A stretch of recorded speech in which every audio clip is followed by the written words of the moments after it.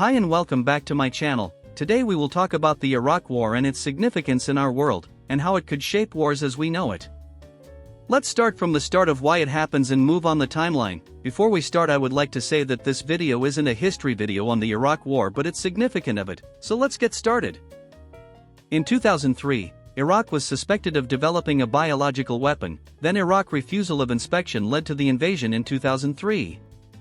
Now this invasion was in the beginning to the American public was fine, but then later on the years, the public decision was declining, and by the end of the war lots of Americans had a negative bias on the war. Now you may think that this will only affect Iraq and some of Iran, but it could affect America or any Western country. After the war, there was no weapons of mass destruction, and no biological bombs anywhere, but came mass death to civilians, army personnel, hospital patients, and much more due to the excessive bombing to suspected Iraqi al-Qaeda hideouts. To the general public, at the time, the invasion was a complete lie, which it was, but I won't be proving why due to the fact of GDF doing an amazing job in his Iraq War video, but I will be showing the harm in lying in an invasion. Now I will give you a scenario. You wake up in the morning and you hear a bombing just happened, then you see a group of people around and hugging children covered in rubble and red. Well, that's what Iraqis dealt with during the Iraq War, and the mass casualties, ranging from 200,000 to 1 million Iraqis, and based on a lie to overrule a regime that you don't agree with.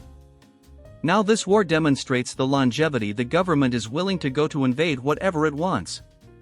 Another example of lies to invade is the Israel illegal occupation in Palestine. The lie that Zionists believe is the October 7th attack on Israel, which with a simple research finds no evidence to this claim, but I will use examples of stuff Israel has done to Gaza. First, in November 2023 Israel bombed the only wheat mill in the entire strip, and in December of 2024 95% of cattle and more than half of sheep and goat flocks has been destroyed. Also Israel almost destroyed the fishing industry.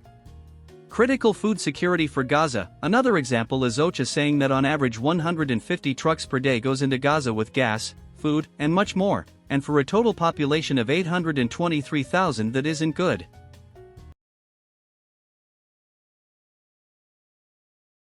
In November 2023, Israel bombed the only operating wheat mill in the entire strip. Staggeringly, by December 2024, 95% of cattle and more than half of sheep and goat flocks in Gaza had been destroyed. The report they cited from the UN's Office for Coordinating Humanitarian Affairs gives alarming figures, including only 43% of sheep remain, just 37% of goats, and a paltry 1% of birds.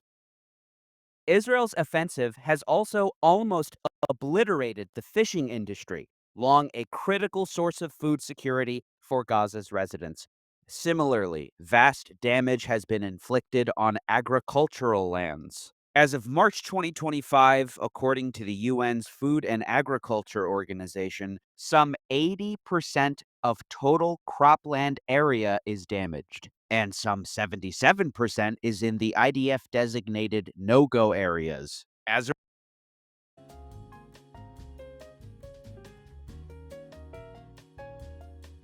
Now lies like the October 7th and the bioweapons caused mass killings of innocent people that had hopes and dreams and could make great inventions to better our world, but because one lie can kill them, and if everyone believes that it's justified or should be more of it, which is fuels hate speech against the group, which other groups rebel against, and then could lead to a civil war or worldwide war. Now in the end, lies like these, October 7th and the bioweapons lie, could kill generations of people, which is morally bad, and people like George Bush, his administration, and Benjamin Netanyahu's, which religions like Christianity and Islam believes in.